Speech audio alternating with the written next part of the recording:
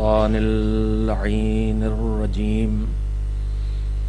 بسم الله الرحمن الرحيم. الحمد لله رب العالمين والعاقبة للمتقين والجنة للمؤمنين والنار للملحدين، والصلاة والسلام على سيد الأنبياء والمرسلين سيدنا ونبينا وشفيعنا أبي القاسم محمد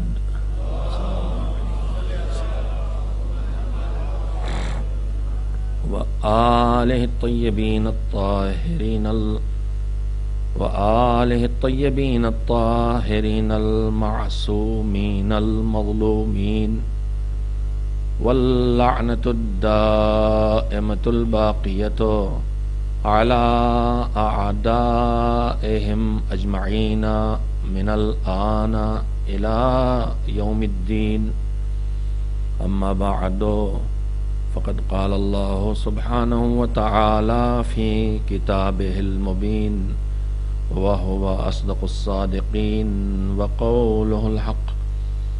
بسم الله الرحمن الرحيم. وإذا سألك عبادي عني فإني قريب أجيب دعوة الداعي إذا دعاني فليستجيبوا لي وليؤمنوا بي لعلهم يرشدون. صلوات بھیجیے محمد و آل محمد علیہ السلام. سورہ بقرہ کی آیات جن میں پروردگار عالم نے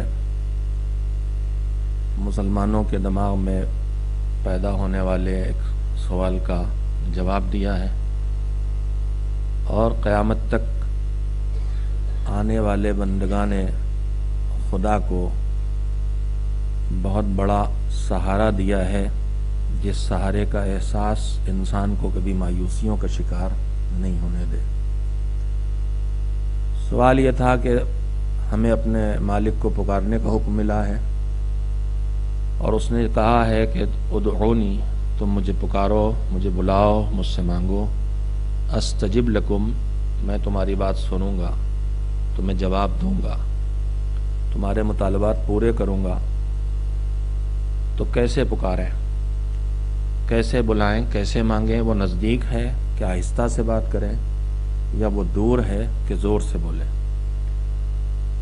ادھر سے اس کا جواب دیا گیا کہ یہ بندے پوچھ رہے ہیں میرے بارے میں، تو ان سے کہہ دو فإنی قریب، میں بلا شک و شبہ میں قریب ہوں، دور نہیں ہوں. اجیب دعوت الداعی اذا دعانی، جب کوئی مجھے پکارتا ہے تو میں اس کی بات کا جواب دیتا ہوں. اب ان سارے بندوں کو یہ چاہیے کہ وہ مجھ سے اپنی بات پورا کرنے کا مطالبہ کریں، اجابت دعا کے لیے میرے آگے ہاتھ پھیلائیں. یہ آیت یہ بھی ہمیں سکھا رہی ہے کہ سب چیزوں کی دعا کرنے کے بعد یہ دعا بھی کرنا چاہیے کہ معبود میری دعا سن لے. وَلْيُؤْمِنُوا بِي، اور کچے دل سے دعا نہ کرو، بھروسہ اور اعتماد کر کے دعا کرو. جس نے تم کو بن مانگے اتنا دیا ہے، جب مانگو گے تو کیوں نہیں دے گا؟ اور وہ جو سمندر کی گہرائیوں میں پتھر کی چٹان کے اندر چھپے ہوئے ایک ذرا ساری کیڑے کی بات بھی سنتا ہے، وہ تمہاری کیوں نہیں سنے گا؟ جب وہ ان سرکشوں کی بات بھی نہیں ٹھکراتا ہے جو اس کے مقابلے میں خدائی کا دعویٰ کرتے ہیں، تو تمہاری بات کیوں نہیں مانے گا؟ تم تو بندگی کی بات کرتے ہوئے اس کے سامنے آ رہے ہو.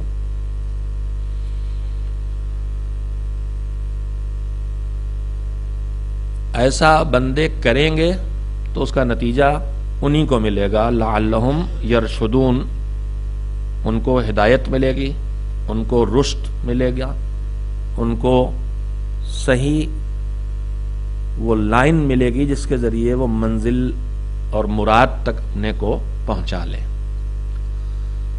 دعائے معصوم اور اسباق دین کے عنوان سے جو گفتگو آپ حضرات کی خدمت میں شروع کی گئی تھی وہ اپنے خاتمے پہ آ گئی، اور یہ عنوان یا اہل بیت علیہم السلام سے مربوط ہر تذکرہ وہ تذکرہ ہے کہ جس تذکرے میں کبھی یہ نہیں کہا جا سکتا کہ اس ذکر کا حق ادا ہو گیا۔ بڑے بڑے یہ نہیں کہہ سکتے ہمارے جیسے حقیر ذروں کی تو کوئی اوقات ہی نہیں ہے۔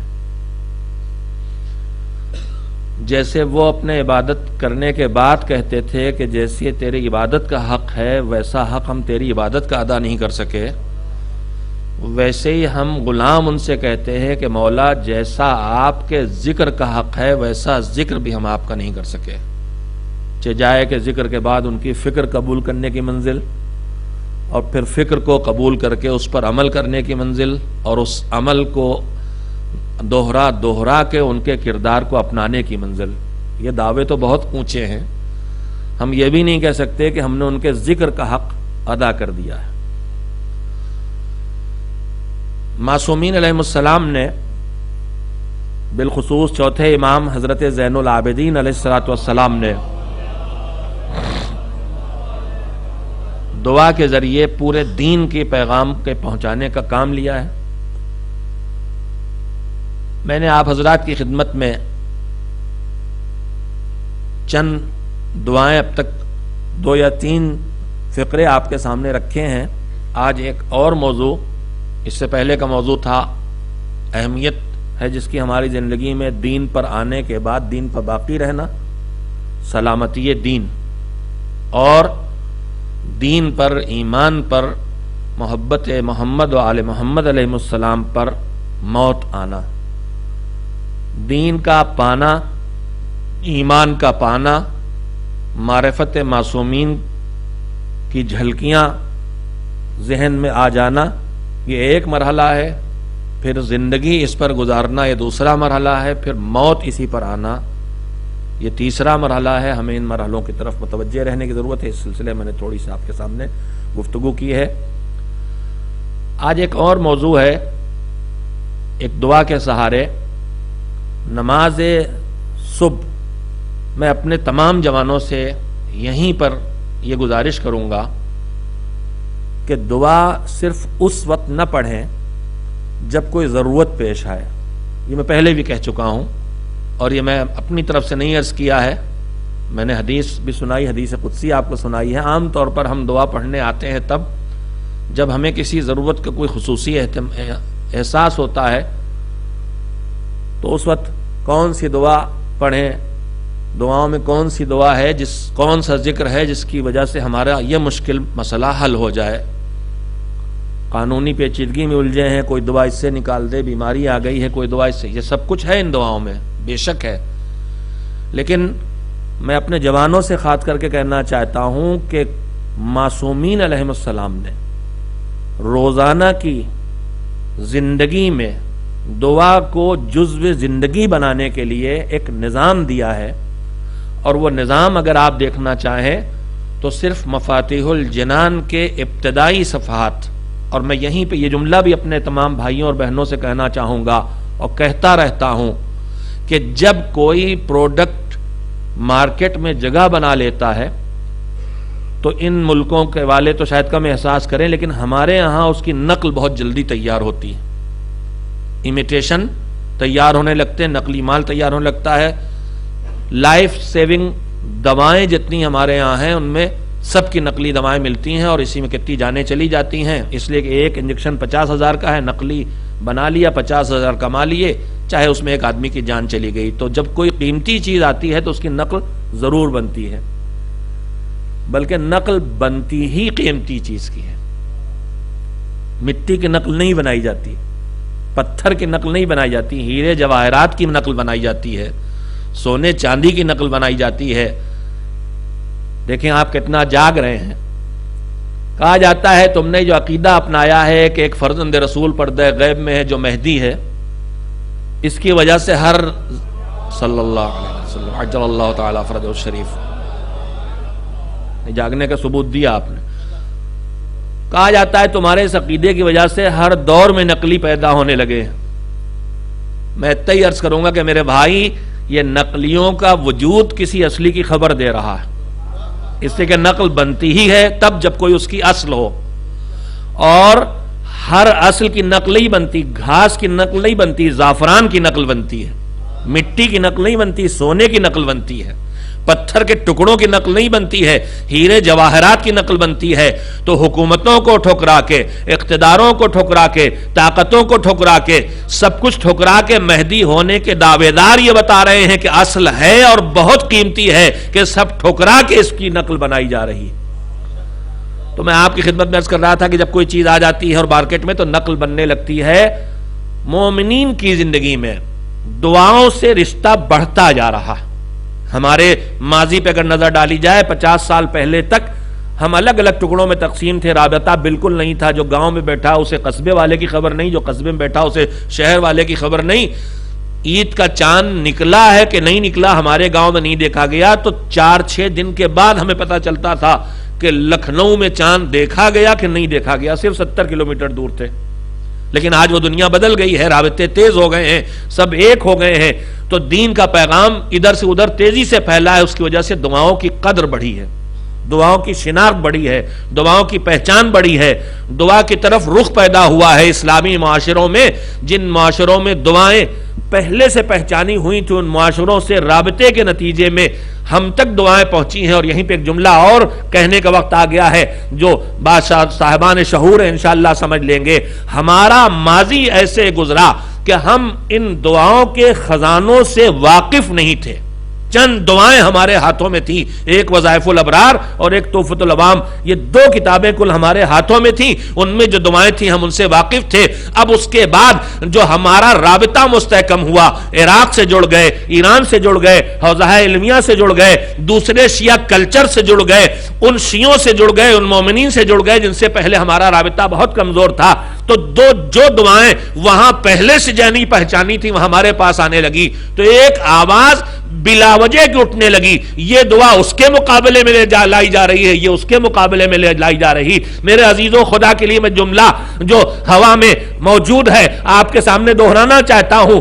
آواز دی جاتی ہے دعائے کمیل حدیث قصا کے مقابلے میں لے جائی جا رہی ہے۔ میرے عزیز، کوئی چیز کسی کے مقابلے نہیں ہے، یہ سب ایک ساتھ چل رہے ہیں۔ حدیث قصا بھی اہل بیت سے مربوط ہے، دعائے کمیل بھی انہی سے مربوط ہے، کوئی کسی چیز کے مقابلے میں نہیں ہے۔ خدا کے لیے یہ مقابلے کی سوچ پیدا نہ ہونے دیجئے۔ یہ آوازیں جو اٹھتی ہیں عزائے مذہب کے بارے میں، یہ فلاں چیز اونچی ہے کہ فلاں نیچی ہے، یہ عزاداری اوپر ہے کہ نماز اوپر ہے، یہ سجدہ زیادہ اونچا ہے کہ ماتم زیادہ اونچا ہے، خدا کے لیے یہ بات پہچانیے، یہ دوست کی اٹھائی ہوئی بحثیں نہیں ہیں، یہ اس کی اٹھائی ہوئی بحثیں ہیں جن میں سے ایک کو مٹا دینا چاہتا ہے، ایک کو لے لینا چاہتا ہے۔ کسی بزرگ سے جب یہ سوال کیا گیا تھا تو اس نے کہا تھا، مجھے اللہ نے 2 آنکھیں دی ہیں، ان میں سے کس کو پھوڑ لوں؟ مجھے اللہ نے 2 آنکھیں دی، ان میں سے کس کو پھوڑ لوں؟ تو میرے عزیزوں، اس بحث میں نہ جائیے گا کہ یہ اونچا کہ وہ اونچا، یہ نیچا۔ ہم کل تک باخبر نہیں تھے، آج باخبر ہو رہے ہیں، تو کچھ نیا نہیں ہے۔ یہ دعائے کمیل 14 صدیوں سے موجود ہے۔ صاحبان معرفت پڑھ رہے تھے، صحیفہ کاملہ کتنے ہاتھوں میں تھی آج سے 50 سال پہلے۔ ہم لوگ مدرسوں میں زندگی گزارنے کے بعد کہیں لائبریری میں صحیفہ کاملہ تک پہنچتے تھے، آج ہاتھوں میں آ گئی ہے۔ تو اب کوئی نادان یہ کہے کہ نئی چیزیں لائی جا رہی، نئی لائی نہیں جا رہی ہیں، یہ صدیوں چھپا خزانہ تھا جو علم کی ترقی نے اب آپ کے سامنے پہنچا دیا ہے۔ ایک صلوات بھیجے محمد و آل محمد علیہ السلام پر۔ تو میں بات سے بات نکلی، میرے عزیزوں، میں یہیں پہ رک کے کہنا چاہتا ہوں کہ چونکہ دعا انسانی زندگی کی ایک ایسی ضرورت ہے اور ایسا اسلحہ ہے، جو حضرات بھی یہاں تشریف فرما ہے، فی الحال میرے بولنے کی باری ہے، میں مجلس کے بعد حاضر ہوں، کوئی بات بھی اگر ایسی میں عرض کر رہا ہوں جس سے آپ کو اتفاق نہیں ہے، میں حاضر ہوں گفتگو کے لیے۔ اگر میں غلط بات کہہ رہا ہوں آپ مجھے مطمئن کر دیں گے، میں آپ صحیح سوچ رکھ رہے ہیں، میں اس کو قبول کر لوں گا، ضد کا کوئی مسئلہ نہیں، لیکن احترام مجلس کو برقرار رکھیں۔ ایسی آوازیں جو مجلس میں خطیب کی آواز سے اوپر جائیں، یہ کچھ تہذیب مجلس کے مطابق نہیں ہے۔ ہمیں تہذیب یہی سکھائی گئی، نماز میں بھی مستحب مکروہ ہے کہ پیش نماز کی آواز سے اونچی آواز میں مامون کوئی ذکر کرے، تو یہ تہذیب مجلس ہے۔ اگر کوئی ضرورت بھی ہے آپس میں گفتگو کرنے کی تو بعد مجلس بھی کر سکتے ہیں۔ صلوات بھیجیں محمد و آل محمد۔ دعا انسانی زندگی کا ایک ایسا اسلحہ ہے کہ جب سب اسلحے بیکار ہو جاتے ہیں، ہر اسلحے کی چاہے کتنا ہی ترقی یافتہ نہ ہو کیوں نہ ہو، ایک نہ ایک حد اور ایک نہ ایک رینج ہے. بڑے سے بڑا اسلحہ مار کرے گا تو اس کی ایک حد ہے، مگر مذہب نے ہمارے مومن کے ہاتھ میں وہ اسلحہ دیا ہے، الدعاء سلاح المومن، جس کی کوئی حد معین نہیں کی جا سکتی. جہاں یہ جاتا ہے نہ اس کی حد معین ہے نہ اس کی حد معین کی جا سکتی ہیں. تو مومن کی زندگی کی ایک ضرورت ہے. لہذا اس وقت مارکیٹ میں کچھ ناسمجھی میں خلوص میں، لیکن ناسمجھی میں، بے شعوری میں، اور کچھ بازار میں چلتے ہوئے مال کو لانے کے لیے بہت سی ایسی دعائیں اور مجموعے کتابیں دعاؤں کی چھپ گئی ہیں، جن میں بعض دعائیں ایسی داخل ہو گئی ہیں جن کا قطعاً اہل بیت علیہ السلام سے اور ان کے مدرسے سے، ان کے مکتب سے، ان کے مذہب سے تعلق نہیں. چونکہ ہم ان سے واقف نہیں ہوتے، لیکن اگر اپنے بزرگ علماء جو پرکھ کے ہر چیز کو اختیار کرنے کے عادی ہیں، اسی مفاتیح الجنان میں، مفاتیح الجنان کا نام میں بار بار اس لیے لیتا ہوں کہ اس کے مصنف شیخ عباس قمی کہلاتے محدث قمی. محدث قمی کا مطلب یہ ہے کہ تمام علماء کے درمیان ان کے اندر وہ خصوصی صلاحیت ہے روایت کے پرکھنے کی، کہ روایت اٹھا کے پرکھنا جانتے ہیں کہ اہل بیت علیہ السلام سے آیا ہے کہ نہیں آیا ہے، ان کے نام سے خالی لکھ دیا گیا ہے. یہ کام صدر اسلام سے یہودیت نے شروع کیا تھا. جب کھل کے مخالفت ناکام ہو گئی تو یہودی مسلمان بن کے اسلام میں داخل ہوئے تھے، اور انہوں نے اپنی گڑھی ہوئی روایتوں کو تفسیروں اور روایتوں میں داخل کر دیا تھا. چنانچہ علماء تفسیر روایات کے ایک سلسلے کا نام ہی رکھتے ہیں اسرائیلیات. تفسیروں میں جو ایسی کہانیاں ہیں، زلزلہ آئے گا تو کیسے آتا، کہا وہ گائے ایک ہے، اس کی ناک پہ سینگ ہے اور اس سینگ پہ یہ دنیا ہے، اور جب وہ سر ہلاتی ہے گائے تو زلزلہ آتا ہے.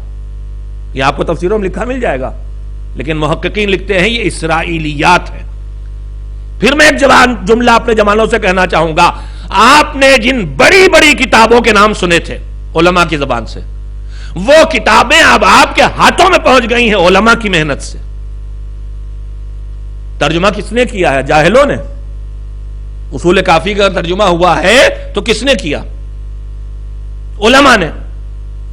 اگر من لا یعذر الفقیہ، تہذیب، استبصار، فروع کافی، علل الشرائع جیسی کتابوں کا نہج البلاغہ، صحیفہ کاملہ، کس نے کیا ترجمہ؟ جاہلوں نے. اہل علم نے کیا ہے. تو پھر آپ جو کچھ پڑھ کے بول رہے ہیں وہ آپ تک پہنچایا تو علماء نے تھا. بھروسہ تو آپ انہی پہ کر رہے ہیں. میں ابھی اشرح اولا لوٹن میں پڑھ رہا تھا، وہاں ایک جملہ سننے کو ملا کہ یہ سارے فتنے ان علماء کی وجہ سے ان کو کنارے کر دیا جا رہا ہے، سارے فتنے ختم ہو جائیں گے، یہ دین میں خرابی پیدا کر رہے ہیں. میرے عزیزو، بہار الانوار عالم نے لکھی، وسائل الشیعہ عالم نے لکھی، پورا دین علماء کا جمع کیا ہوا آپ کے ہاتھوں میں آیا. ان کا انکار کر کے آپ کے ہاتھ میں دین باقی نہیں رہ جائے گا، سب غیر معتبر ہو جائے گا. تو ان کتاب محدث قومی وہ ہیں جن کے پاس پرکھ ہے، اس پرکھ کے ساتھ وہ روایتوں کو جمع کرتے ہیں. ان کی کتاب مفاتیح الجنان اس کا نام ہے.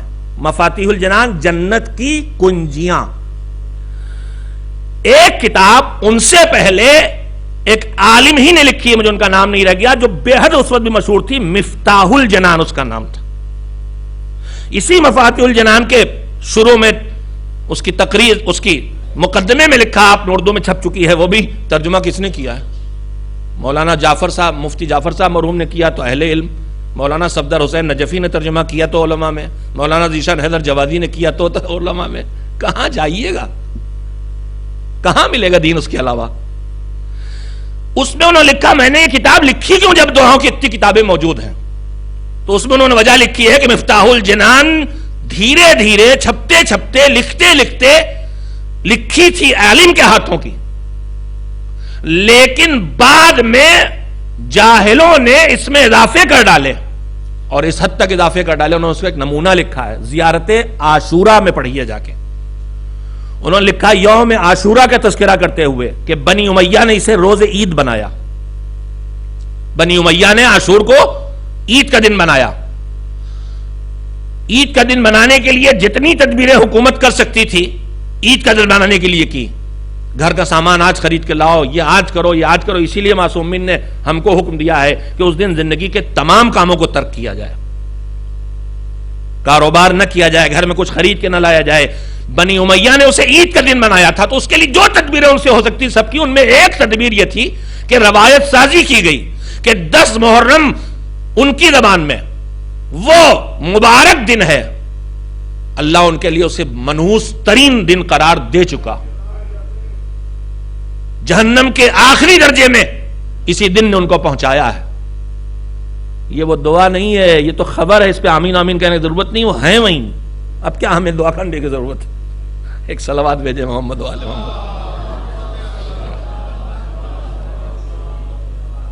ایک اس سے ہلکی بھیجیے ذرا. ہاں, وہ ایک شاعر نے اسی موقع کے لیے کہا تھا, مانگا کریں گے اب سے دعا. دیکھیں کسی کو یاد ہے؟ مانگا کریں گے اب سے دعا, ہجر یار کی آخر کو دشمنی ہے دعا کو اثر کے ساتھ. تو میں اسی لیے کہتا ہوں ہلکی بھیجیے. آپ کو الٹا کرنا ہے, میں کہوں گا پرزور بھیجیے تو ہلکی سلوات بھیجیں گے, جب کہتا ہوں ہلکی سلوات بھیجیے زوردار بھیج دیتے ہیں. دیکھیں کیا آپ ہوتا ہے. ایک پرزور,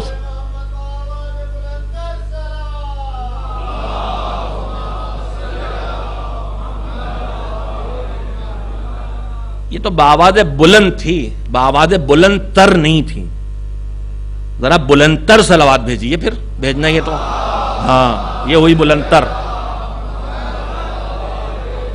تو انہوں نے لکھا ہے کہ اس کو بنی امیہ نے عید کا دن بنایا, اور جتنی ان سے تدبیریں ان جہنمیوں سے ممکن تھیں ان سب کو اپنایا عید بنانے کے لیے. اس میں ایک روایت سازی کی کہ آج کے دن آدم کی توبہ قبول ہوئی تھی, آج کے دن نوح کی کشتی جودی پہ جا کے لگی تھی, آج کے دن یونس کو مچھلی کے پیٹ سے نجات ملی تھی, آج کے دن یہ, آج کے دن ساری تاریخ میں جتنے ایسے بڑے نمایاں الہی فیصلے ہیں وہ سب رکھ دیے کہ آج عید کے دن ہوا. یہ بنی امیہ نے روایت سازی کی. اب محدث قومی لکھتے ہیں کہ یہ بنی امیہ کی سازش تھی, مگر اس سازش کا کوئی اپنا شکار ہوا. ہوشیار رہیے, اچھے کیپسول میں زہر بھی کھلایا جاتا ہے, کا کوئی اپنا شکار ہوا. انہوں نے لکھا ہے کہ ایک دعا گڑھی گئی جس میں یہیں سے شروع ہوتا, پہلے حمد و ثنا, اس کے بعد تجھے آج کا دن جس میں تو نے نوح کی کشتی کو جودی کے کنارے پہنچایا, اور آج کا دن کا واسطہ جس میں آدم کو, جتنی باتیں بنی امیہ نے گڑھی تھی وہ سب اس دعا میں آ گئی. لہذا آج کے دن مجھے بھی یہ دے اور یہ دے. وہ دعا گڑھی گئی, اور وہ دعا آ گئی ہماری کتابوں میں. شیخ عباس قمی لکھتے ہیں جبکہ اس دعا کو پڑھ کے مجھے یقین, انہوں نے لفظ لکھا ہے کہ یا مسقط کا کوئی خارجی ہے یا بحران کا کوئی ناصبی ہے. وہ اس کے دور کی بات ہے. اب بھی آپ دونوں ملکوں کے حالات دیکھ رہے ہیں کہ یہ دعا اس کی گڑھی ہوئی, لیکن نادان دوستوں نے اس دعا کو اپنی کتابوں میں شامل کر لیا, اور وہ دعا ہماری کتابوں میں موجود ہے اور پڑھی جاتی ہے. تو اس طرح کی بہت سی دعائیں ہیں جو معصومین کے نام پہ داخل کر دی گئی ہیں. لہذا میں آپ سے, اپنے بھائی سے, اور اس سے زیادہ اپنی بہنوں سے عرض کروں گا, ہر کتاب کو ہاتھ میں نہ اٹھا لیجئے, پہلے دیکھیے اس کتاب کا مرتب کرنے والا کوئی اتنا باشعور اہل علم ہے کہ نہیں کہ جو کھرے کھوٹے کی پہچان رکھتا ہو. اور فی الحال مفاتیح الجنان سے معتبر کوئی دعاؤں کا مجموعہ نہیں ہے جن کی احتیاط کا عالم یہ ہے کہ دعا میں اگر ایک لفظ پہلے جو ہم آپ تو بڑی آسان زندگی گزار رہے ہیں, ورنہ عربی کی اصل تحریم میں زیر زبر پیش تو تھا ہی نہیں, نقطے بھی نہیں تھے. یہ تے ہے کہ یہ ہے, یہ خے ہے کہ جیم ہے کہ ہے ہے, نقطے بھی نہیں ہوتے تھے. اور صرف آدمی کا اپنا شعور تھا عرب کا کہ وہ خود طے کر لیتا تھا یہ کیا ہے. تو کہیں کہیں بعض الفاظ میں نہیں طے ہو پاتا. فلکن تسری کے فلکن یسری, فلک کشتی کو کہتے ہیں, حدیث قصہ میں آتا ہے جملہ. مؤنث اور مذکر دو لفظ ہوتے ہیں زبان میں. جو مؤنث ہے اس کے لیے لفظ الگ بولا جائے گا, جیسے ہم کہتے ہیں ہمارے پٹھان بھائی تو نہیں کہتے لیکن ہم لوگ کہتے ہیں کہ مولوی مجلس پڑھ رہا ہے، ورنہ وہ تو کہیں گے مولوی مجلس پڑھ رہی ہے، ان کے یہاں کوئی مسئلہ نہیں ہے. سب عورت لوگ آیا ہے اور مولوی مجلس پڑھ رہی ہے. تو عربی میں اردو سے زیادہ حساس ہے وہ. تو اس میں مثلا فلک ہے، کشتی، اس کو کہتے ہیں مؤنث لفظی، یعنی کشتی میں دو قسمیں نہیں ہوتی نر و مادہ، لیکن زبان کے اعتبار سے مؤنث ہے. تو اب اس میں دونوں لفظ استعمال کر سکتے ہیں. جاری وہ کشتی جو تیر رہی ہے، ہم اردو میں کہتے ہیں، لیکن عربی میں دونوں لفظ ہو سکتے ہیں، تیر رہا ہے، تیر رہی ہے. فلکن تسری، فلکن یسری. شیخ عباس قمی کی احتیاط کا مزاج یہ ہے کہ وہ روایت پڑھ کے اگر انہیں لگتا ہے یہ لفظ ایسے بھی ایک نسخے میں ملا، ایک وہ لکھتے نسخہ، اگر آپ غور کیجئے گا ٹیڑھا سا لفظ یوں لکھا ہوتا اور چھوٹا لکھا ہوتا نسخہ، ہم سمجھتے ہیں حکیم صاحب کا نسخہ. حکیم صاحب کو نسخہ نہیں، انہوں نے ان دعاؤں کو جن اصل کتابوں سے جمع کیا وہ مختلف ہاتھوں کی لکھی ہوئی کتابیں تھی، پرنٹنگ پریس کی نہیں تھی کہ ایک جیسی لاکھوں کتابیں ہوں، ہاتھوں سے لکھے ہوئے مجموعے تھے. ایک صاحب دعا کا وہ، ایک صاحب روایت کا یہ، ایک صاحب روایت کا. اگر انہیں الگ الگ نسخے ملے تو ان کو جو معتبر لکھا وہ مین عبارت میں ڈالا، اور جو لگا کہ ہے ہو سکتا ہے وہ سائیڈ میں نسخہ کر کے لکھ دیا ہے. اس حد تک انہوں نے احتیاط کی ہے. اگر ان کو کوئی دعا ملی اور ان کو معصوم سے اس کی روایت نہیں ملی تو انہوں نے لکھا کہ مجھے اس کی روایت معصوم سے نہیں ملی، لیکن علامہ مجلسی جیسے معتبر عالم نے اسے اپنی کتاب میں نقل کیا ہے، میں ان پر اعتبار کرتے ہوئے لکھ رہا ہوں کہ وہ بغیر معصوم کے یہ دعا نقل. اتنی احتیاط کے ساتھ جس مجموعے کو انہوں نے تیار کیا ہے، اس کا یہ مطلب نہیں ہے کہ وہ قرآن مجید ہے، اس کا یہ مطلب نہیں ہے کہ وہ نہج البلاغہ ہے، اس کا مطلب یہ نہیں ہے کہ وہ صحیفہ کاملہ ہے کہ کل آپ آ جائیں کہ اس میں بھی تو یہ لکھا ہے.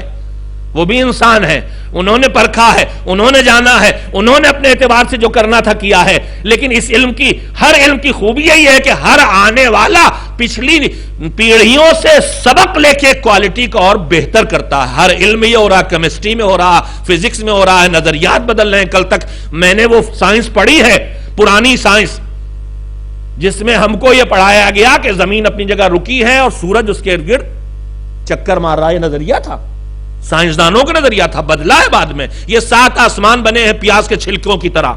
بحث ہے باقاعدہ کہ معراج ممکن ہے کہ نہیں. کیوں؟ اس لیے کہ طے تھا کہ 7 آسمان جیسے پیاز کے چھلکے ہوتے ہیں ایسے ہیں، وہ چمڑے کے ہیں کہ کاہے کے ہیں. سب ایسے یونانی بحث فلسفوں کی، یونانی سائنٹسٹ کی. پھر بحث ہوئی کہ جب وہ 7 آسمان ایسے ہیں کہ پیاز کے چھلکوں کی طرح، تو پھر اگر ادھر سے کوئی معراج پہ جائے گا تو یہ سب پھٹیں گے تو کیا ہوگا، اور پھٹے کہ نہیں پھٹے. پھر بحث ہوئی کہ وہ نورانی وجود تھا، اس میں پھٹنے کی ضرورت نہیں ہے. تو میں عرض کرنا چاہتا ہوں کہ علم ہر جگہ ترقی کرتا ہے، لہذا ہماری بزرگوں نے اس دور میں گاؤں گاؤں بکھرے کاغذوں سے، چٹائیوں سے، چمڑوں پر، درختوں کی چھالوں پر، ہڈیوں پر لکھی ہوئی روایات کو جو دشمنان اہل بیت ڈھونڈ ڈھونڈ کے مٹا رہے تھے، برے حالات میں جسے ہمارے بزرگوں نے بچایا تھا، علماء نے اسے سمیٹ کی کتابوں میں جمع کیا. سمیٹنے کا ایک دور تھا، پرکھنے کا ایک دور ہے، آگے بھی سلسلہ چلتا رہے گا. بکھری ہوئی چیزیں سمٹتی بھی رہیں گی، پرکھی بھی جاتی رہیں گی. لہذا میں یہیں پہ کہہ دوں، مفاتیح الجنان اللہ کی طرف سے نازل ہوئی کتاب نہیں ہے. ہم صرف ایک کتاب کے لیے اس کے قائل ہیں کہ دفتی کے درمیان، 2 دفتیوں کے درمیان جو کچھ ہے وہ حرف بحرف صحیح ہے، اور وہ صرف قرآن مجید ہے.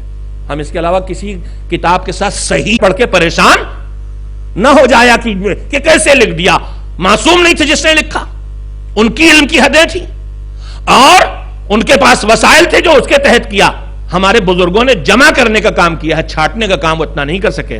اب علم کی ترقی کے ساتھ زیادہ سے زیادہ اس کی چھٹائی ہو رہی، فلٹر لگ رہے ہیں. تو اس دعا کے مجموعے کو ہاتھ میں لے. میں نے بڑا وقت، آج ساری بات تو اسی میں چلی گئی، لیکن مجھے لگا کہ میں تذکرے کر رہا ہوں تو میرے جوان نسل کے کام آئیں گے، لہذا میں نے تفصیل سے بات کہہ دی. تو میرے عزیزوں، ہر مجموعے کو مت اٹھا لینا جب تک یہ یقین نہ ہو جائے کہ کسی جانکار، واقف کار، باشعور کا کام ہے یہ. اس لیے کہ علم حاصل کرنے والوں کی 3 قسمیں بتائی ہیں مولا کائنات امیر المومنین حضرت علی بن ابی طالب علیہ السلام نے. علم حاصل کرنے والے تینوں عالم، لیکن عالم کی 3 قسمیں بتائیں. چہروں پر رونق نہیں آ سکتی ہے سوائے اس کے کہ صلوات رونق والی ہوں.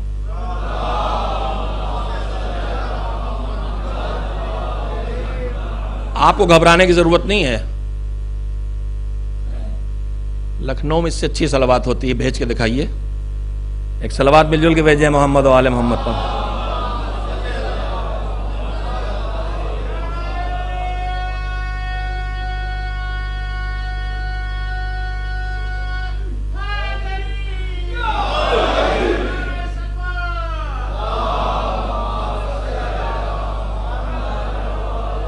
ایسے میں یہ بتا دوں میں لکھنوی نہیں ہوں، لکھنؤ والے مجھ سے بہت زیادہ مہذب، بہت زیادہ باسلیقہ، بہت زیادہ میٹھی زبان والے ہوتے ہیں. میں لکھنؤ کا نہیں ہوں، دیہات کا رہنے والا، لکھنؤ والوں پہ داغ ہوں. لیکن ایک بات سن لیجیے کہ لکھنؤ والے صلوات بھیجنا بھی جانتے ہیں اور لکھنؤ والے صلوات سنانا بھی جانتے ہیں. ہاں اب آپ صلوات بھیجیے فی الحال تاکہ سنانے کی نوبت نہ.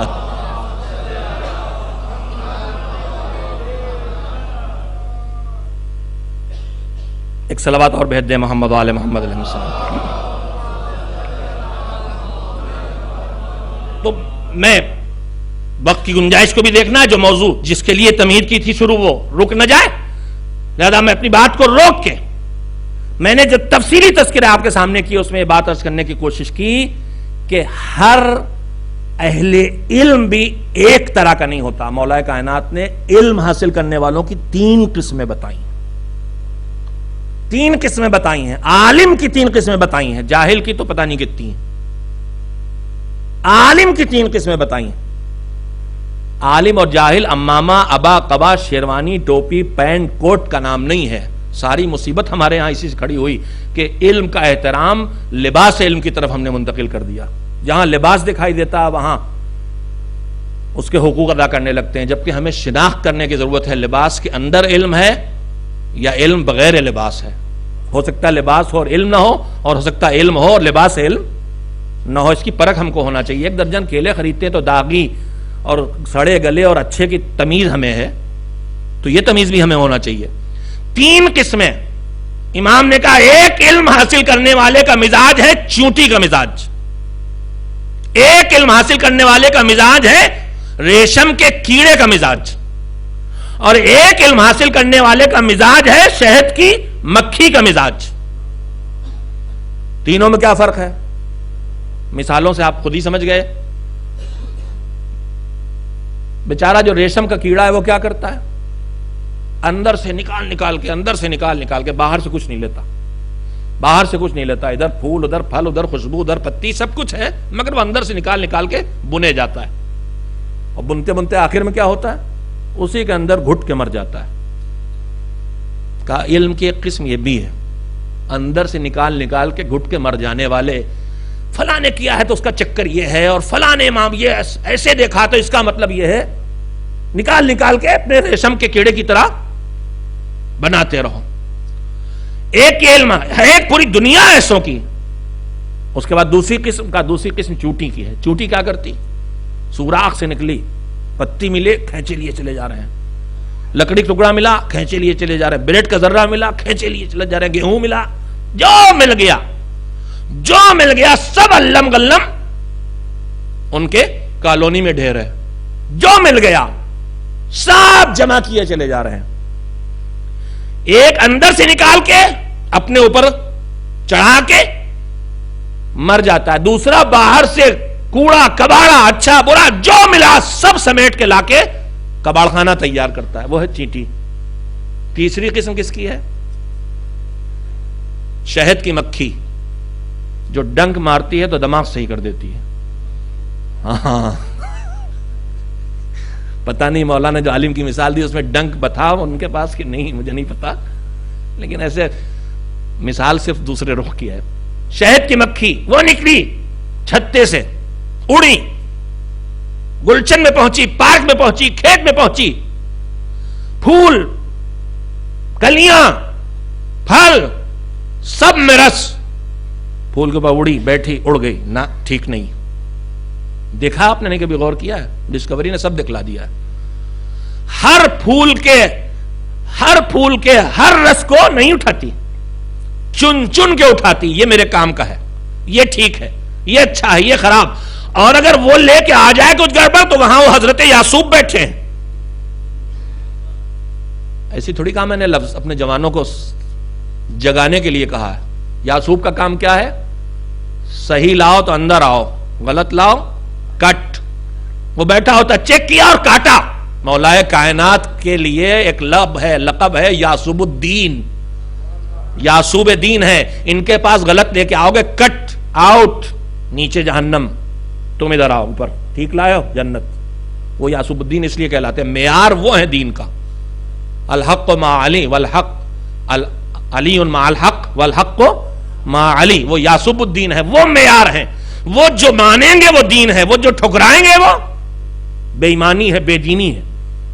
تو یاسوب کا کام چیکنگ کرنا، لیکن اصل مکھی بھی کیا کرتی؟ ڈھونڈ ڈھونڈ کے لاتی، چیک کر کے لاتی، چیک کر کے لاتی، کچھ چھوڑا کچھ لائے، کچھ چھوڑا کچھ لائے. اب جملہ سنیے، شہد کا ریشم کا کیڑا گھٹ کے مر گیا، چیٹی نے کباڑ خانہ بنا لیا، انبار لگا لیا، ہر چیز ڈھیر، اور شہد کی مکھی ڈھونڈ کے لاتی، ڈھونڈ کے لاتی ہے، چن کے لاتی. مولا کے ارشاد کا حصہ ہے، کہا یہ جو رس ڈھونڈ ڈھونڈ کے چن چن کے لاتی ہے، اس سے دو ہی چیزیں بنتی ہیں. کیا بنتا ہے؟ آپ کو تو سپر مارکیٹ سے مل جاتی ہے. ہمارے گھر میں جب امی کہتی جو انڈا لے آؤ تو ہم مرغی کی ڈھابلی کی طرف جاتے تھے، پانی لاؤ تو کنویں کی طرف جاتے تھے. اب ہمارے بچوں سے ان کی ممی کہتی ہیں انڈا لے آؤ تو وہ فریج کی طرف جاتے ہیں، پانی لے آؤ تو فریج کی طرف جاتے ہیں. تو اب زمانہ ہی بدل گیا ہے، تو ان کو پتہ ہی نہیں کہ انڈا آتا کہاں سے، اس متے سپر مارکیٹ دیتا ہے انڈا. ایک صلوات بھیجے محمد و آل محمد. چن چن کے تو دو ہی چیزیں بنتی ہیں. شہد کی مکھی دو چیزیں بناتی ہے، ایک شہد اور دوسرا موم. ان دونوں سے بن کے نکلتا کیا ہے؟ یا شہد یا موم. اب جملہ سنیے مولا کا، فرمایا شہد زیادہ قیمتی، موم اس سے کم قیمت. میرے بچے جانتے نہیں ہوں گے اس لیے میں انہیں بتانے پہ مجبور ہوں. آج تو آپ فیشن میں کینڈل جلاتے ہیں، شمع جلاتے ہیں، لیکن کل یہی روشنی کا ذریعہ تھا. تو آج بھی ہمارے گاؤں میں اور یہاں بھی جو شمعیں بکتی ہیں وہ کاہے سے بنائی جاتی ہیں؟ وہ موم البتہ نقلی ہوتا ہے، وہ مٹی کا تیل جس مال سے بنتا اسی کا مال ہے وہ. لیکن آج سے جب تک مٹی کا تیل نہیں نکلا تھا، شمع اس سے پہلے بھی تھی، مشل اس سے پہلے بھی تھی. تو شمع جو بنتی تھی وہ شہد کی مکھی کے چھتے کے موم سے بنتی تھی. اب مولا کا جملہ سنیے تاکہ دماغ کی تہوں تک پہنچ جائے. کہا مکھی چن کے لاتی ہے تو دو چیزیں بناتی ہے، یا موم یا شہد. موم زندگی میں روشنی پیدا کرتا ہے اور شہد زندگی کو زندگی دیتا ہے، انسان کو حیات دیتا ہے. تو سلیقہ یہ سکھایا. میں اپنی نئی نسل سے کہہ رہا ہوں جو انٹرنیٹ پہ بیٹھ کے ہر چیز ادھر ادھر ادھر. ایک تو عجیب غریب کہیں ٹکنے گئے، وہ ہمارا ایک دن لفظ کہا تھا ایک پھلچسی ایک چڑیا ہوتی ہے، ہمنگ برڈ، یہاں وہاں کہیں ٹکتی نہیں. ہمارے بچوں کو وہی حال ہو گیا ہے، بیٹھے نیٹ پہ تو چھلانگے مارتے پھر رہے، سارا وقت چھلانگے مارتے نکل جاتا ہے. وہ تو رک کے لمبی سے چوٹ ڈال کے پی بھی لیتی ہے تو اڑائی کرتے ہیں. تو میرے عزیزو یہ نہ کرو، ایک پوائنٹ پہ رکو، ایک پوائنٹ پہ ٹھیک سے وقت دو، اس پر نتیجہ نکالو، تب دوسری جگہ جاؤ. اور ہر کوڑا کواڑا چیٹی کی طرح مت سمیٹو. ہر ذہنی خیال کو علم بنا کے اپنے ارد گرد غلاف مت تیار کرو. اس شہد کی مکھی کی طرح مزاج بناؤ جو ہر پھول کا رس نہیں اٹھاتی، جو مفید ہے اسے اٹھاتی ہے، جو مضر ہے اسے کاٹ دیتی ہے. یہ شعور تمہیں پیدا کرنا پڑے گا، اس لیے کہ تم یاسوب الدین کے ماننے والے ہو. ایک صلوات بھیجے محمد و آل محمد علیہ السلام.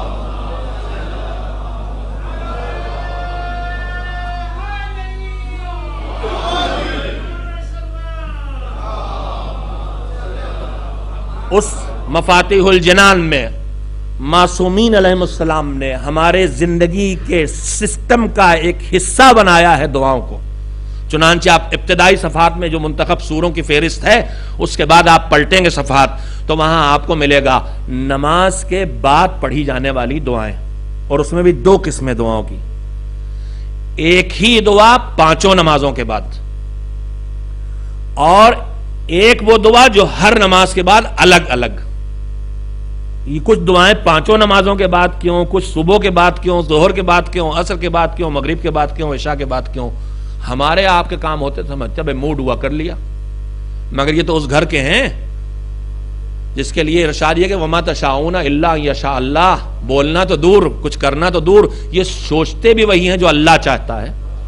تو اگر یہ صبح کے وقت کوئی دعا مانگ رہے ہیں، اس میں کچھ مانگ رہے ہیں، تو اس کا مطلب یہ ٹائم صبح کے بعد کرنے کا ہے، یہ صبح دعا کرنے کا وقت ہے. یہ بات دوپہر میں کہنے کی اللہ سے، یہ شام کو. اور آپ دعاؤں پہ غیر کریں گے تو آپ کو یہ ساری مناسبتیں ملیں گی کہ یہ والی دعا صبح ہی کیوں ہے. میں نے پہلے دن آپ کے سامنے دعائے صبا کا جملہ پڑھا تھا، وفتح اللہم لنا مصاری الصبا ہے.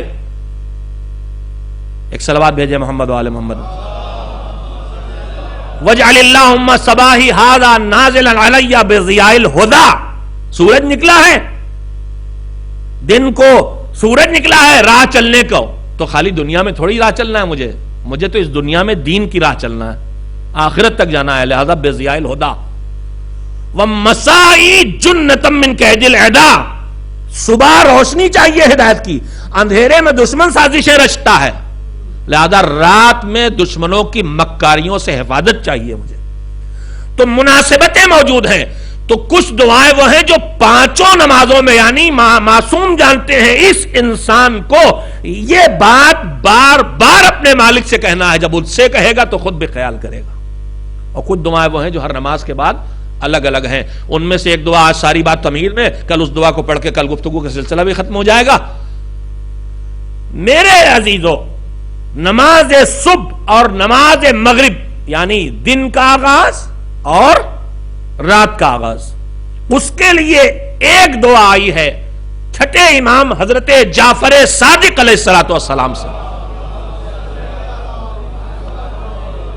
جس میں امام نے ان لفظوں میں ہمارے اوپر کرم کیا ہے, اس مطالبے کو ہم تک پہنچانے کا جو ہم زندگی بھر شاید اللہ کی بارگاہ میں مانگ نہ پاتے اگر امام کی رہنمائی نہ ملی ہوتی. بسم اللہ الرحمن الرحیم. اللہم انی اسألک بحق محمد و آل محمد علیک.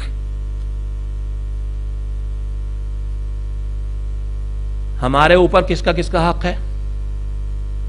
سمیٹ کے دو, ایک اللہ کا حق اور ایک اللہ کے بندوں کا حق. اب بندوں کے حق میں جو سب سے اونچا بندہ, اس کا سب سے زیادہ اونچا حق, محمد و آل محمد علیہ السلام کا سب سے بڑا حق بندوں میں. اتنا حق تو ہے, پیغمبر نے کہا میرا نام آئے تو صلوات بھیجو, یہ بھی حق ہے.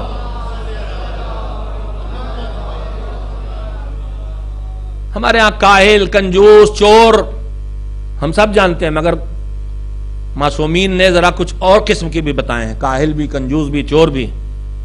مثلا کہا وہ آدمی جو اکیلے بیٹھا اور اس کے باوجود زبان بھی نہ ہلائے, ذکر خدا نہ کرے, وہ بڑا کاہل ہے. کہا وہ آدمی جو کنجوس و بخیل, وہ آدمی کنجوس و بخیل ہے جو صلوات بھیج سکتا ہے اور اس کے بعد بھی کنجوسی کرتا ہے. دوسری روایت میں اسے جفاکار بھی کہا ہے. لہذا آپ ایک بھرپور صلوات بھیجیے تاکہ ہم اس کا ٹائٹل نہ آئے ہمارے پاس.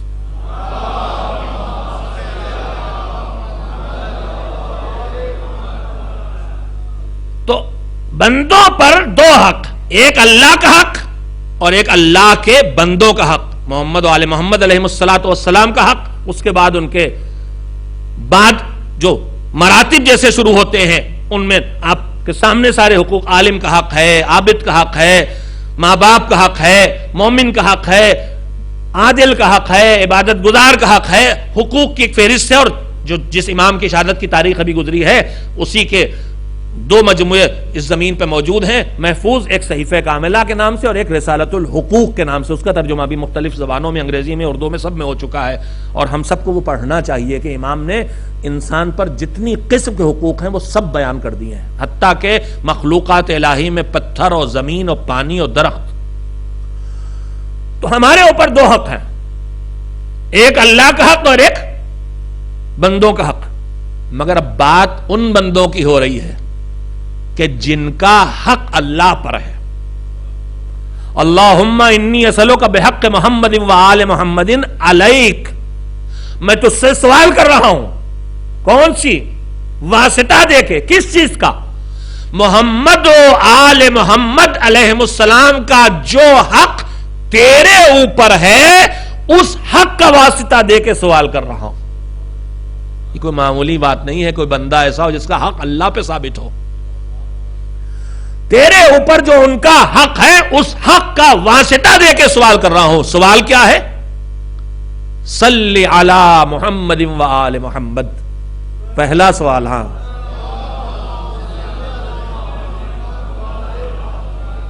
اب جو مانگوں گا مجھے منوانا ہے تجھ سے, لہذا اس کی تدبیر جو تو نے بتائی وہی کر رہا ہوں. سب سے پہلی بات تو یہ ہے کہ ان پر رحمت نازل کر. ان پہ رحمت نازل ہوگی تو ہم اس کشتی میں سوار ہمیں بھی ملنا ہے. اس کے بعد آگے پھر عمومی دعا کے بعد صلی علی محمد و آل محمد وجعل النور فی بصری، دنیا کی زندگی بسر کرنا ہے آنکھوں میں نور دے. والبصیرۃ فی دینی، دین میں آنکھوں کا نور بصارت کہلاتا ہے اور دل کی روشنی بصیرت کہلاتی. صحیح اور غلط، کھوٹا اور کھرا، حق اور باطل، سچ اور جھوٹ، انصاف اور ناانصافی، معرفت اور بے معرفتی، ان ساری چیزوں کی پہچان آنکھوں سے کی روشنی سے نہیں ہوتی ہے، دل کے نور سے ہوتی ہے. اور قرآن مجید کہتا وَمَن يَتَّقِ اللَّهَ يَجْعَل لَّهُ مِنْهَاجًا، جو اللہ کے عذاب سے اپنے آپ کو بچانے کی فکر کر کے تقوی کے ساتھ زندگی بسر کرے، اسے ہم راستہ بنا دیتے ہیں، روشنی دے دیتے ہیں جس سے وہ اپنی منزل تک پہنچنے کا راستہ دیکھتا ہے. صلی علی محمد وآل محمد وجعل النور فی بصری والبصیرۃ فی دینی والیقین فی قلبی والاخلاص فی عملی والسلامۃ فی نفسی. پروردگار محمد وآل محمد علیہ السلام پر رحمت کو نور عنایت فرما، والبصیرۃ فی قلبی، دل کو بصیرت عطا فرما. اس کے بعد اگلا جملہ بس جلدی سے، آج دعا چھوٹی سی دعا ہے، صبح کی نماز کے بعد بھی پڑھنے کا حکم ہے یعنی دن بھر کے لیے، اور مغرب کی نماز کے بعد پھر پڑھنے کا حکم ہے یعنی رات بھر کے لیے. اللہم انی اسألک بحق محمد وآل محمد علیک صلی علی محمد وآل محمد واجعل النور فی بصری والبصیرۃ فی دینی والیقین فی قلبی والاخلاص فی عملی والسعۃ فی رزقی والشکر لک ابدا ما ابقیتنی. پروردگارا آنکھوں کو نور دے، دل کو بصیرت دے، عمل میں خلوص دے، والاخلاص فی عملی والسلامۃ فی نفسی، نفس میں سلامتی دے، والسعۃ فی رزقی، میرے پاس جو کچھ ہے وہ سب تیرا رزق ہے، خالی یہ پیسہ تھوڑی تیرا رزق ہے. یہ آنکھیں، یہ کان، یہ دیکھنے کی طاقت، یہ بولنے کی طاقت، یہ اولاد، یہ عزت، یہ محبت اہل بیت، یہ معرفت، جو کچھ میرے پاس ہے وہ سب تیرا رزق ہے. وسعت فی رزقی، پروردگار رزق میں وسعت دیتا رہے ہمیشہ. اور اس کے بعد آخری بات یہ ہے کہ وسعت ملے تو شکر کا جذبہ پیدا ہو، غرور نہ آنے پائے. میں نے آج کے لیے گفتگو موضوع اس دعا کو اس لیے منتخب کیا تھا کہ اس میں جو ایک اہم ترین چیز ہے سلامتی دین کے کا ذریعہ کیا ہے، میں اپنے آپ حضرات کے سامنے عرض کرنا چاہتا تھا. کل آخری مجلس اس میں بات عرض کر کے اپنے سلسلے گفتگو کو ختم کر دوں گا کہ دین کی سلامتی کے لیے، دین بچا کے زمین سر سے اٹھیں، بستر مرگ پہ ہوں تو شیطان ہم سے ہمارا دین نہ چھین سکے، اس کے لیے جو ضرورتیں ہیں ان میں سے اہم ترین ضرورت ہے بصیرت کی. بصیرت کی ضرورت ہے. کل اس پر انشاءاللہ گفتگو ہوگی. ایک صلوات بھیج دیں محمد و آل محمد علیہ السلام. میں آپ سے معذرت خواہ ہوں، میں نے وہ تذکرے کیے ہیں جس کے عام طور پر سننے کی آپ عادی نہیں ہیں اور تھکن سی آپ کے ذہنوں پہ طاری ہو جاتی ہے، لیکن جب آپ پہ تھکن طاری ہوتی ہے تو مجھ پہ بھی طاری ہوتی ہے، اور دونوں کی تھکن دور کرنے کا ایک ہی ذریعہ ہے.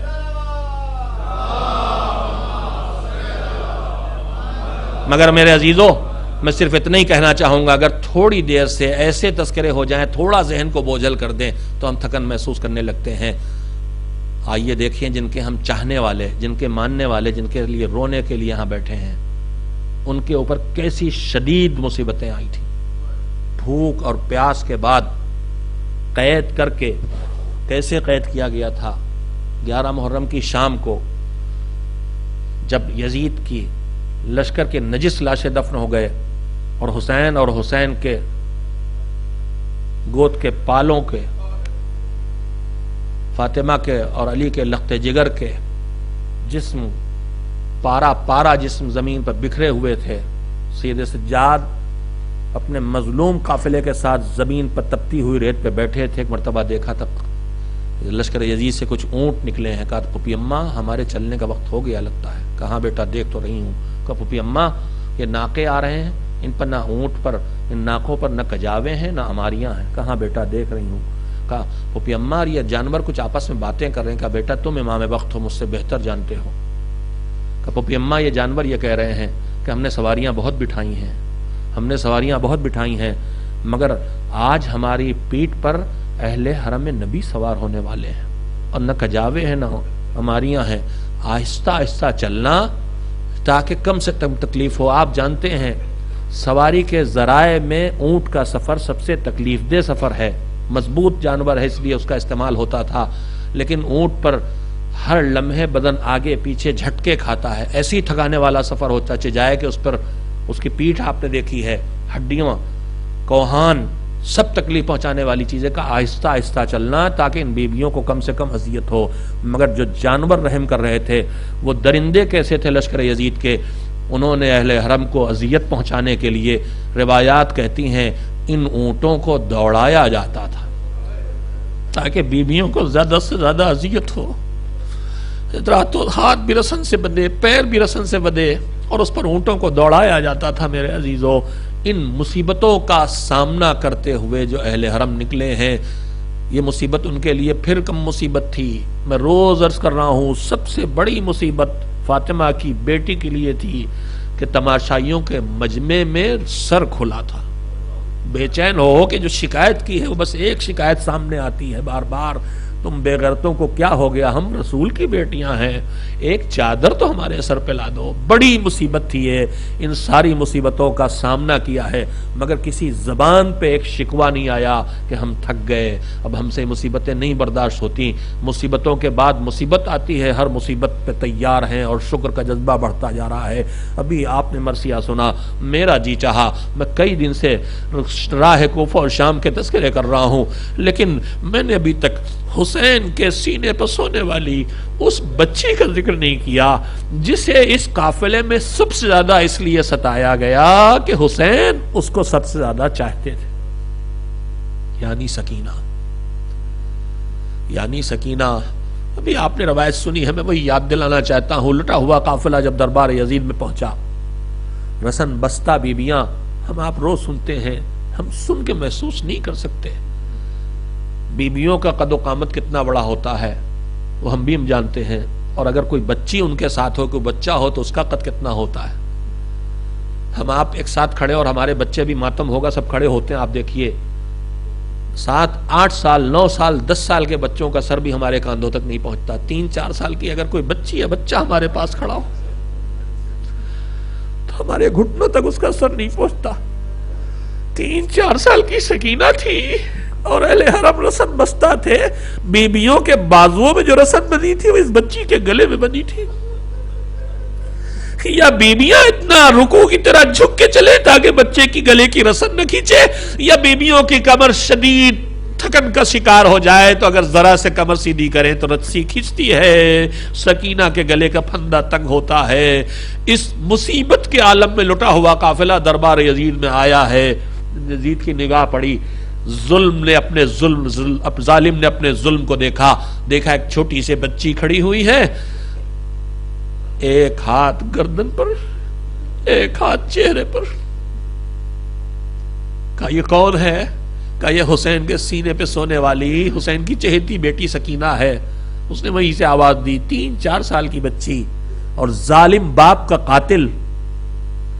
کہا یہ بتاؤ کہ تم ایک ہاتھ گلے پہ کیوں رکھے ہو، ایک منہ پہ کیوں؟ کہ تو دیکھ رہا ہے ہمارے سروں پہ چادر نہیں ہے، ہم حیا دار ہیں، غیرت اور حیا کے باعث ہمارے پاس کوئی راستہ نہیں ہے۔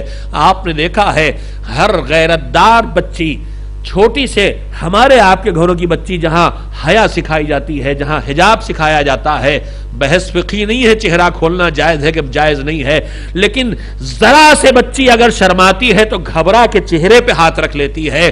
کمسن بچی حیادار گھرانے کی ہے، اتنا حیادار گھرانہ جہاں سے دنیا کو حیا ملی ہے، جن کے سائے پہ بھی نگاہ نہیں پڑی ہے، بے چین ہے، نگاہیں اٹھ رہی ہیں، ایک ہاتھ چہرے پہ رکھے ہیں۔ کہا گلے پہ کیوں؟ کہا ظالموں نے گلے میں وہ رسی باندھی ہے جو ہماری پھپھیوں کے بہدوؤں میں اماں کے بازو میں بندھی ہے، ارے گلے کی رسن کھینچتی ہے تو درد ہوتا ہے، اس لیے گلے پہ ہاتھ رکھے ہوں۔ عالم کیا ہے؟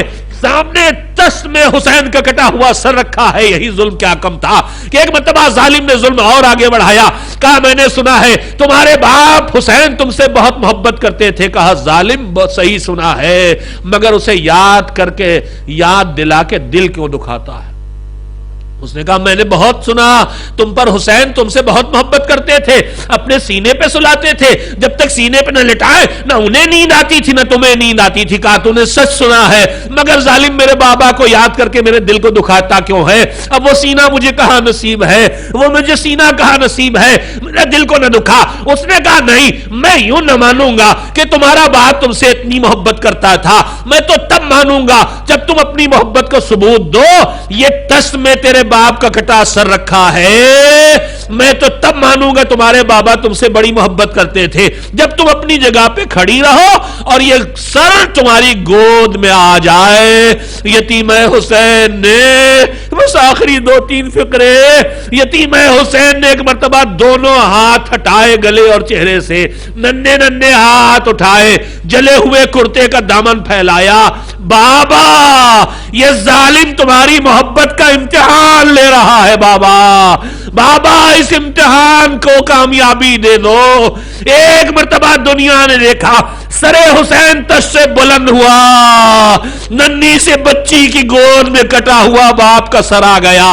شاید پہلی ملاقات تھی, منہ پہ منہ رکھ کے فریاد کی, بابا ظالموں نے تمہیں پیاسا شہید کر دیا, بابا تمہارے ہونٹ اب بھی کتنے سوکھے ہیں, بابا تمہارے بعد ہمیں تماچے لگے, ہمارے تازیانے مارے گئے, بابا تم نے جو گوشوارے پہنائے تھے وہ ہمارے کانوں سے چھن گئے, ہمیں بے ردا دیار دیار پھرایا گیا. وَسَيَعْلَمُ الَّذِينَ ظَلَمُوا أَيَّ مُنقَلَبٍ يَنقَلِبُونَ الا لعنت اللہ علی القوم الظالمین. الہی بحق الزہرا و ابیہا و بالہا و بنیہا, پروردگارا سید کونین حضرت زہرا